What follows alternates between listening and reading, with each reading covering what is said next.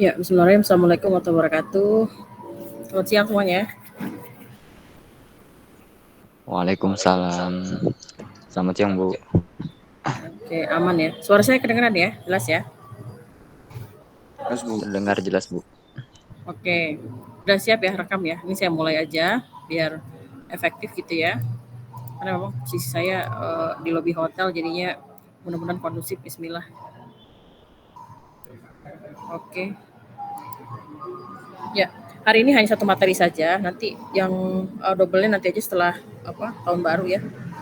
Eh, ini materi terakhir untuk UAS ya, dimana seperti saya bilang sebelumnya bahwa UAS nanti full tentang model regresi. Nah, kemarin kita sudah bahas yang regresi dengan data cross section dengan uji asumsi klasiknya, lalu saya tambahkan lagi dengan regresi dengan dummy variabel. Lalu berikutnya adalah ECM, di mana regresi tersebut kenapa disebut ECM karena menggunakan data time series. Nah, sekarang adalah bagaimana kalau datanya itu gabungan antara time series dengan cross section ya. Jadi kalau time series itu dia fokus kepada data yang memiliki urutan waktu ya, di mana persamaannya pakai T ya. YT sama dengan B0 plus B1 XT plus ET. Kalau data cross section dia simbolnya I ya karena observasi. Lalu bagaimana dengan data panel gabungan antara cross section dengan time series ya, di mana di sini ya IT sama dengan B0 plus B1 XT. Jadi dia ciri khasnya ada IT di sini ya. Nah, biasanya data panel ini regresinya ini paling favorit. Kenapa? Karena kalian tidak perlu mencari data yang banyak ya, cukup misalnya kalian butuh data 200 ya, 200 data. Nah, dengan data panel tuh kalian cukup ya dengan menggabungkan 10 perusahaan, time seriesnya bisa 10 tahun jadi 100 atau 20 tahun jadi dia 200, atau data bulanan ya. 10 tahun data bulanan berarti 120 dikali 10 lagi ya. Bisa 10 perusahaan itu dapat 1.200 data. Nah, makanya kebanyakan orang prefer ke data panel karena dia variasi datanya cukup baik ya, di mana kamu bisa mendapatkan banyak data tapi melibatkan individu yang tidak terlalu banyak, cuman time seriesnya diperbanyak lah seperti itu. Nah, di sini nanti tahapan yang akan kita lakukan yang pertama adalah estimasi 3 model ini ya. Ada model PLS, model FEM, model random. Apa sih bedanya ya? Nanti kita akan milih terbaik dari 3 model ini ya. Model PLS itu adalah model dengan metode OLS ya, kayak regresi biasa disebutnya Pulley Square. Nah, nanti kita keluarin model PLS dengan model umum seperti ini. Model FEM disebutnya Fixed Effect Model. Jadi dia memasukkan pengaruh individu dengan memasukkan dummy di sini, dummy individu ke dalam model umumnya. Ya, nanti kita keluarkan dummy-nya. Nanti kita lihat mana yang terbaik. Lalu terakhir adalah model RAM. Model RAM sebenarnya mirip dengan model PLS, cuman beda metodologinya.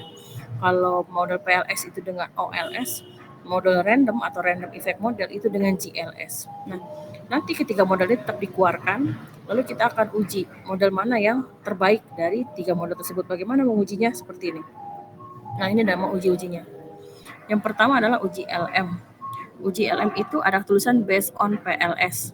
Artinya uji LM ini akan keluar kalau kalian runningnya PLS. Kalau kalian runningnya FEM tidak akan keluar uji LM. Makanya disebutnya based on PLS. Dengan hipotesa H0 PLS, H1-nya REM. Kalau nanti signifikan atau nilai probability-nya lebih kecil 5%, maka hasil modelnya adalah random ya. Lalu uji Chow. Uji Chow itu adalah uji yang membandingkan antara model PLS sama FEM dengan based on FEM. Artinya uji Chow ini hanya akan keluar kalau kita keluarin model FEM-nya ya. Seperti itu. Lalu uji Hausman. Uji Hausman adalah based on random. Dia untuk menguji apakah modelnya random sama FEM. Nah, ini kan beda-beda nih hipotesanya. Misalkan uji LM hasilnya PLS, uji Chow hasilnya FEM, uji Hausman hasilnya random, kan beda-beda. Maka nanti ada teknik memilih model terbaik kalau hasilnya berbeda-beda. Nah, bagaimana memutuskannya? Putusan memilih model terbaik adalah jika 2 di antara 3 uji tadi ya menghasilkan suatu model tertentu, misalnya ya, uji LM hasilnya random, uji Chow hasilnya FEM, uji Hausman hasilnya FEM. Berarti 2 FEM, 1 REM. Berarti model yang dipilih adalah FEM ya. Asal 2 dari 3 uji ini menunjukkan model tertentu, maka itu yang dipilih. Tapi kalau beda-beda bagaimana? Nah, ini dia. Kalau beda-beda, pertama pilih yang paling banyak signifikannya, lalu koefisien regresinya sesuai dengan teori, memiliki R-square adjusted yang tertinggi. Nah, itu yang dipilih sebagai model terbaik kalau kita mau compare antar model ketika memang hasil uji perbandingan antar modelnya menghasilkan nilai yang berbeda-beda atau hasil yang berbeda-beda, ya, seperti itu. Nanti setelah itu kita lakukan, setelah dapat model terbaik, dari model terbaik itu kita lakukan uji asumsi klasik, dan uji asumsi klasik pada model panel tidak wajib, ya. Jadi kalau kita searching jurnal-jurnal internasional, ketika dia estimasinya menggunakan panel regression, dia tidak menggunakan uji asumsi klasik, karena model panel sendiri itu bisa menghilangkan autocall dan heteroskedasis, tapi tetap kita keluarkan, ya, di dalam pengujian tersebut, ya. Nah, ini ketika baca-baca aja sama kalian, ya. Intinya dari yang saya jelaskan itu adalah yang tadi, ya, seperti ini. Nah, sekarang kita coba cek latihan panelnya, ya. Nah, ini dia. Nanti kita pakai eFuse. Nah, ini dia. Ini saya delete dulu. Nah, ini dia. Bentuk datanya seperti ini dia awalnya. Ya, ini ada perusahaan, ya, ada perusahaan, ada tahunnya dari 2002 sampai 2021, ada variabel INV, HS, dan NAK. Ini ada 1, 2, 3, 4. Ada 4 perusahaan. Ditanya seperti ini. Menguji pengaruh harga saham dan nilai aktual capital di awal periode NAK terhadap nilai investasi. Berarti Y-nya adalah investasi. Kalau pertanyaannya seperti ini, maka data ini pakainya panel, ya, pakainya panel. Tapi nanti ujian hati-hati kalau saya buatnya seperti ini, menguji pengaruh harga saham dan nilai aktual capital atau NAK terhadap nilai investasi per masing-masing perusahaan. Jadi kalau saya bikin model per masing-masing perusahaan, berarti jatuhnya adalah ECM, karena datanya time series, ya. Tapi kalau saya nggak bilang bahwa per masing-masing perusahaan, berarti semuanya digabung, semua perusahaan, itu berarti jatuhnya panel. Nah, data bentuk seperti ini, data mentah, belum bisa kita olah. Jadi kita harus rapikan dulu, ya, menjadi seperti ini. Jadi ini saya copy. Ini saya copy, ya. Ini saya copy. Lalu saya paste di sini. Nah, ini tinggal saya tarik ke bawah, ya. Nah, ini. Ini saya paste.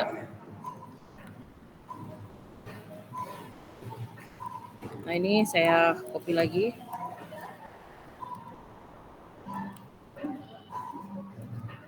Nah, ini terakhir US-nya saya kasih. Nah, model seperti inilah yang sudah bisa diolah untuk regresi panel. Jadi dia, ini saya hapus, ya. Ini saya hapus. Udah ada variabelnya, ya. Nah, ini dia. Jadi ini formnya, perusahaannya, ini tahunnya, ini variabelnya, ya. Kalau sudah, ingat karena satuannya bukan persen, ya. Jadi tahapan pertama adalah kita learn-kan dulu, ya. Log-kan boleh, learn-kan boleh. Saya learn-kan, learn INV, lalu learn HS, lalu learn NAK. Ya, kita learn-kan dulu ini. Karena satuannya tidak persen. Ya, kita learn-kan, learn, buka kurung, ini. Nah, ini kita tarik.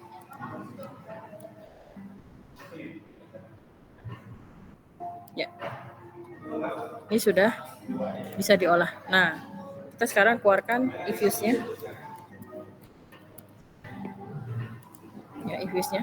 Ini sudah saya buatkan tahapan-tahapannya di Word, ya. Nanti saya kirim. Nah, ini dia tahapan-tahapannya, ya. Nah, ini dia. Mulai dari entry data, ya, sampai analisanya. Oke. Kita biasa nih, ya, create a new work file, ya. Ini kita pilih, ya. Kan kemarin saya bilang bahwa kalau unstructured atau undead itu untuk cross section, date, regular frequency ini untuk time series. Nah, ini balance panel. Oke. Start date-nya tadi adalah 2002 sampai 2021, ya. 2002 sampai 2021. Ya, di sini 2002 sampai 2021. Total ada 4 perusahaan. Kita oke kan? Ini saya bikin no, ya. Ini saya close aja. Nah, seperti ini. Nah, seperti biasa ini kita buat, ya, quick empty group edit series. Nah, jangan lupa kita tarik ke atas ini. Nah, kita tarik ke atas. Nah, taruh di sini. Ya, taruh di sini. Kita copy. Ini kita copy. Ya. Ini saya paste. Nah, selesai ya. Jadi sudah masuk. Pokoknya jangan sampai lupa bahwa kalau mau masukin judul, kita taruh di sini ya. Nah, langkah berikutnya adalah kita keluarkan ya di sini. Kita keluarkan deskriptifnya ya dari seluruh variabel ya. Deskriptifnya tinggal view, deskriptif common sample. Kita klik di sini, tinggal kita copy. Ya, ini kita copy. Oke. Kita paste lagi di sini ya.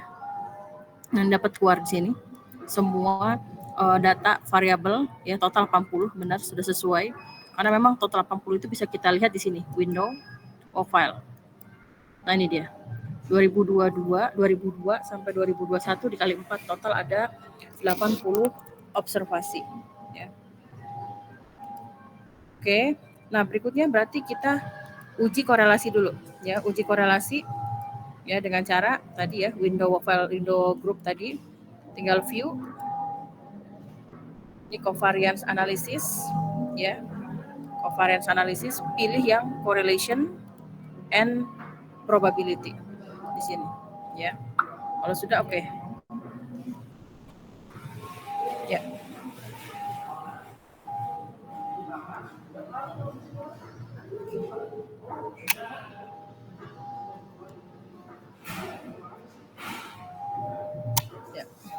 Kalau sudah kita copy ya di sini.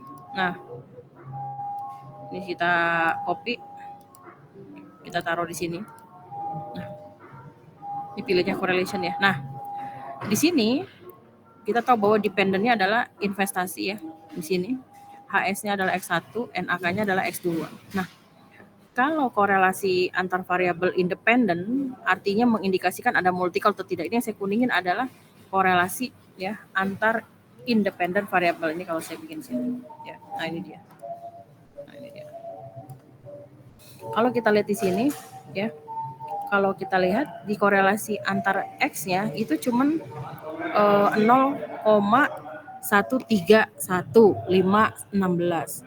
Dia sangat rendah, berarti tidak ada multicol. Bu, bagaimana kalau 0,88? Dia kan di atas 0,8. Ini boleh karena antara X dengan Y. Yang tidak boleh itu antar X-nya. Jadi dari korelasi parsial ini terlihat bahwa tidak ada indikasi terjadinya multikolinearitas ya. Nah, berikutnya adalah model PLS. Nah, kita running model PLS yang pertama. Jadi kita tahu nih kayaknya nggak ada multikolinearitas karena nilai korelasinya antara X-nya hanya di bawah 0,5 ya, sangat rendah ya. Yang nggak boleh itu kan di atas 0,8 ya, 0,8 antara X1 dengan X2-nya. Tapi kalau X dengan Y-nya itu boleh ya, di atas 0,8. Yang nggak boleh itu adalah antar X-nya, itu nggak boleh di atas 0,8 antar X-nya. Artinya kalau ada berarti terjadi multikolinearitas. Nah, sekarang bagaimana merunning model PLS dalam regresi. Nah, kita lihat sini work file. Nah, saya sudah bilang ya bahwa di dalam eViews ini uniknya adalah ketika kita bikin model, maka yang diklik pertama adalah Y-nya ya. Kita klik Y ini, lalu klik kedua adalah HS, lalu NAK. Ini sangat mudah ya, kalau di panel itu kita klik open as equation. Nah, seperti regresi biasa sebenarnya, cuma yang membedakan adalah di sini ya, Y-nya X1, X2. Nah, di panel option. Ini kalau kalian klik di sini, none itu berarti PLS, fix itu berarti FEM, random berarti random. Nah, karena kita mau cari yang PLS dulu, kita klik PLS di sini. Kita klik, kita oke kan. Maka akan muncul model PLS. Saya copy di sini model PLS ya. Lalu saya paste di sini ya. Nah, ini dia. Nah, ini tahapannya udah saya taruh ya. Ini model PLS. Nah, signifikan semua ya. Nah, ingat karena model PLS itu bisa mengeluarkan uji LM, maka saya langsung keluarkan uji LM ya. H0-nya PLS, H1-nya random. Bagaimana cara mengeluarkan uji LM? Ya, tinggal view, fix or random testing. Nah, pilih yang Lagrange multiplier. Nah, ini kita klik di sini, kita copy ya. Ini kita copy. Nah, ini dia, oke. Lalu kita paste di sini ya. Nah, hasil yang kita pilih di sini, nilai probability-nya 0,00 dengan hipotesis sebagai berikut. Karena dia tolakan 0, maka model yang terpilih adalah random. Berarti hasil uji pertama, uji LM, menunjukkan model yang terpilih adalah random, ya. Jadi model PLS. Sedangkan tahap berikut adalah kita mengestimasi model FEM. Nah, caranya tidak perlu pakai awal lagi, klik di sini estimate, ya. Di sini sudah ada modelnya. Lalu kita pilih yang sini menjadi fix ya atau FEM. Nah, ini dia. Oke. Maka ini kita copy, ya. Ini kita copy, oke. Lalu kita paste ya. Nah, ini kita paste seperti ini ya. Karena kita tahu ini adalah model FEM, maka kita tinggal keluarkan. Nah, ini dia. Individual effect dari individualnya. Nah, ini dia. Cara mengeluarkannya dengan seperti ini, view actual fixed or random effect, pilih yang procession effect di sini. Nah, ini adalah dummy individunya ya. Jadi mau lihat beda rata-rata Y-nya antar si perusahaan. Ini perusahaan pertama, kedua, ketiga, keempat sesuai dengan urutan masing-masing. Ya, ini kalau mau keluarin silakan aja ya. Di sini terlihat bahwa investasi dari US adalah yang paling positif, berarti yang paling tinggi. Ya, tertinggi kedua adalah yang memiliki nilai negatifnya juga paling rendah ya. Jadi seperti itu cara membacanya. Rata-rata INV-nya, karena INV adalah Y-nya, berarti rata-rata Y tertinggi adalah pada US karena dia positif dan paling tinggi. Nah, karena kita tahu kita runningnya adalah FEM, maka uji lanjutnya adalah uji yang kita lakukan, uji Chow, untuk menguji apakah dia lebih bagus PLS atau FEM. Tadi hasil uji LM menunjukkan model yang terbaik random. Nah, kita mau uji antara PLS sama FEM, tapi karena kita tahu uji Chow based on FEM, maka di sini langsung kita keluarkan uji Chow. Caranya adalah view, fix random, nah pilih yang atas. Nah, ini adalah uji Chow. Kita klik, nah ini dia hasilnya. Ya, kita copy di sini, kita paste, ya. Nah, ini dia. Nah, dapat nilai probability-nya 0,00, berarti dia tolak H0 atau terima H1 ya. Artinya model yang kita pilih adalah FEM ya. Kalau PLS dibanding sama FEM, kita pilih FEM. Tadi PLS sama random, kita pilih random. Nah, terakhir kita estimasi mau output dari model random. Nah, kita klik lagi estimate di sini ya. Mau persamaannya sama, jadi selalu klik estimate untuk membuka persamaan. Kita klik panel option di sini. Nah, ini kita pilih random ya. Kita pilih random, oke. Lalu kita copy hasilnya ini ya. Menjadi seperti ini. Hasil random. Nah, karena kita tahu bahwa tinggal satu uji lagi untuk menguji model apa yang terbaik, kita pakainya uji Hausman untuk menguji apakah modelnya FEM atau random. H0-nya random, H1-nya FEM. Tapi basisnya harus random ya. Uji Hausman. View fix or random testing effect. Nah, ini dia Hausman test. Nah, ini dia Hausman test. Kita klik, dapat nilai probability-nya 0,6031. Kita cek di sini 0,603 ya, 0,03. Hasilnya terpilih berarti modelnya adalah random. Nah, kesimpulannya ya, hasil uji LM dia menghasilkan random. Hasil uji Chow dia menghasilkan FEM. Hasil uji Hausman dia menghasilkan random ya. Nah, berdasarkan 3 uji ini, ternyata 2 dari 3 uji ini menghasilkan model random terbaik, sehingga model random yang nanti akan kita jadikan interpretasi dari persamaan tersebut ya. Karena hasil ujinya menunjukkan 2 dari 3 uji menunjukkan model random ya. Oke, sekarang kalau sudah berarti kita tinggal interpretasi model random. Kita ambil model random ini ya, yang ini kita ambil. Lalu kita interpretasi ya. Jadi interpretasi itu model akan langsung diinterpretasikan jika sudah terbukti model mana yang terbaik. Ya, ini terbukti model random, kita bikin persamaannya. Ingat, karena modelnya sudah double log atau double log, maka interpretasinya langsung persen semuanya. Kita masukkan persamaannya, lalu kita lihat di sini HS signifikan, pengaruhnya positif terhadap INV. Ya, karena nilai probability-nya 0,000 lebih kecil dari SS. Probability 0,0008. Artinya menaikkan 1% HS akan meningkatkan investasinya 0,60845% dengan asumsi ceteris paribus. Lalu NAK juga signifikan ya, NAK signifikan dengan koefisien 0,34 ya. Kalau nilai probability-nya lebih ke 5%, pengaruhnya signifikan ya. Nilai koefisien regresi 0,341, artinya kenaikan 1% NAK akan mampu meningkatkan ya investasi sebesar 0,34 dengan asumsi ceteris paribus.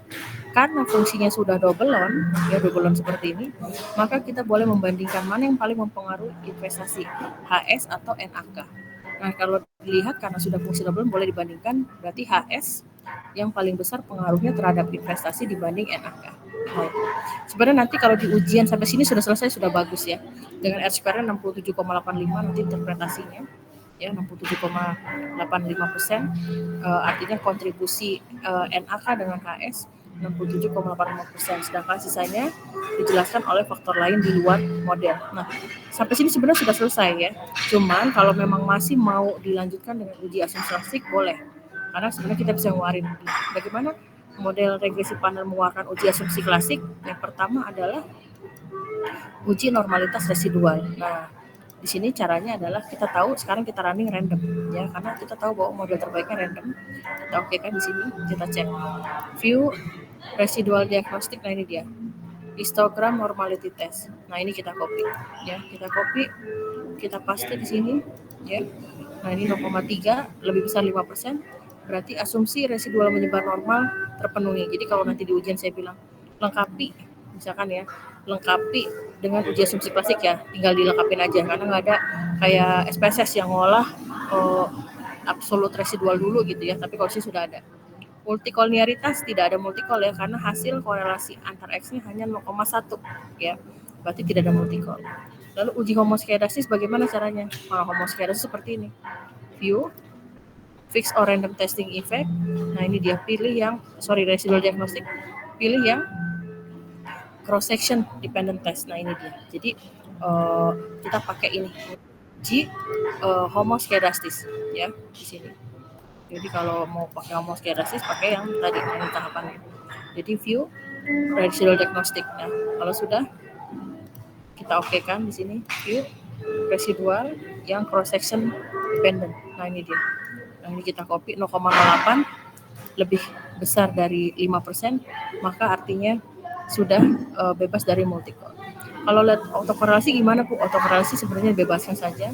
Dia tidak perlu, karena memang saya bilang tadi uji asumsi klasik pada model regresi panel itu tidak menjadi prioritas atau boleh untuk tidak dilakukan ya, seperti itu. Sehingga hasilnya sebenarnya dengan sampai kesimpulan saja sudah benar gitu ya, dari semua interpretasi pengaruh masing-masing variabel terhadap si investasinya sendiri. Nah, ini ya adalah langkah-langkah untuk pengerjaan regresi panel.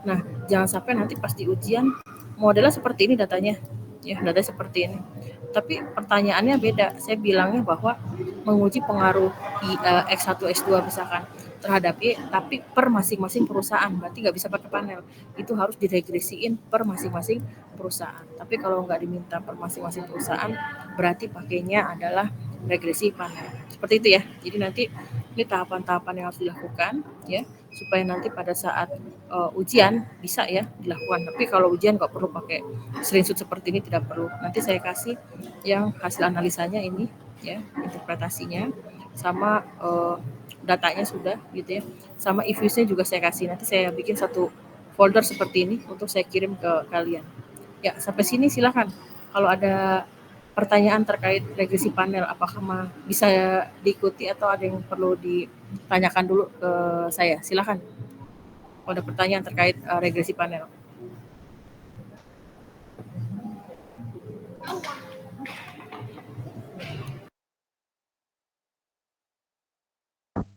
Bu, saya izin bertanya Bu, tapi materi yang kemarin tadi nggak Bu? Apa? Kemarin tuh kan ada regresi palsu ya Bu. Nah, itu tuh maksudnya apa dan kesimpulannya apa ya Bu? Ini putus-putus apa saya sendiri sih yang suaranya? Bentar, udah lancar belum? Udah silakan. Gimana? Ya, materi kemarin itu kan ada regresi palsu ya Bu. Nah, itu tuh maksudnya apa dan kesimpulannya apa ya Bu? Regresi apa? Regresi palsu. Sebentar, saya nggak pakai earphone ya. Oh, putus-putus ya. Bentar. Halo, cek. Oke, sebentar, saya buka dulu. Coba kamu ngomong. Halo, cek. Udah lancar. Silakan. Gimana? Ya itu Bu, kemarin kan materi ada regresi palsu ya Bu. Oh Nah iya, itu regresi palsu. maksudnya apa dan kesimpulannya apa Bu? Ya, oke. Nih ya, regresi palsu ya. Jadi, regresi palsu itu masih dugaan ya, dugaan. Misalnya saya buka dulu ya contoh ya, yang kemarin ya. Berarti itu ECM-nya jatuhnya ya. Ini saya bukain dulu ininya, apa PPT-nya. Nah ini dia. Jadi kalau kita modelin regresi biasa ya, tapi datanya adalah time series. Nah, datanya time series. Nah, di time series ini perlu diperhatikan ya. Syarat mutlak dari sebuah data time series itu dia harus stasioner. Jadi stasioner. Nah, itu karena datanya kebanyakan tidak stasioner ya, maka dikhawatirkan regresi yang terjadi adalah regresi palsu. Nah, ini kan saya regresi ini. Terus ciri-ciri regresi palsu apa? Ciri-ciri regresi palsu ini biasanya terjadi pada data time series karena datanya tidak stasioner tadi. Dia signifikan semua, R-score-nya tinggi, tapi ciri-cirinya ya, Debye-Watsonnya kayaknya mendekati 0. Nah, ini jangan-jangan regresi palsu nih gitu. Pertanyaan itu. Jadi itu ada kayak semacam curigation lah atau seujonnya kita gitu ya. Wah, ini kok kayak regresi palsu, baru dugaan. Nah, kan harus dibuktikan regresinya palsu atau enggak kan. Nah, cara membuktikannya apa ya? Dengan kointegrasi, dengan cara menguji, kamu uji. Karena tadi syarat stasioneritas variabelnya enggak terpenuhi, maka saya harus menguji dari residualnya. Nah, ternyata residualnya stasioner atau terkointegrasi, maka regresi yang di atas bukanlah regresi palsu, tetapi regresi yang terkointegrasi. Lalu bagaimana Bu kalau dia terbukti regresi palsu? Kita curiga regresi palsu karena pertama variabelnya ini nggak ada yang stasioner, ya. Terus dia kok bagus gitu ya, seolah-olah bagus gitu ya. Nah ternyata pada saat uji kointegrasi nggak terkointegrasi, maka itu regresi palsu. Maka nggak perlu dilanjutin lagi dengan ECM, karena artinya itu regresinya palsu. Jadi kita harus cari lagi variabel lain atau model lain gitu ya, atau datanya gitu ditambah seperti itu. Gimana? Oke, baik Bu. Sudah paham Bu. Jadi paham ya. Jadi itu hanya kecurigaan di awal supaya kita memastikan benar bahwa syarat kalau data atau model regresi yang menggunakan data time series itu terpenuhi karena memang syarat mutlaknya itu harus stasioner. Efek ketidakstasioneran dari seluruh variabel itulah yang akan mengindikasikan adanya regresi palsu. Selama terbukti terkointegrasi berarti regresi bukan palsu. Nah sekarang pertanyaannya, kalau regresi panel perlu nggak uji regresi palsu? Nggak perlu ya. Karena regresi panel tidak mutlak harus stasioner ya. Jadi karena dia gabungan antara time series dengan cross section. Dia hanya memilih model terbaik dan uji asumsi klasik yang bisa kita buktikan sudah bagus. Seperti itu. Ya, silakan yang lain.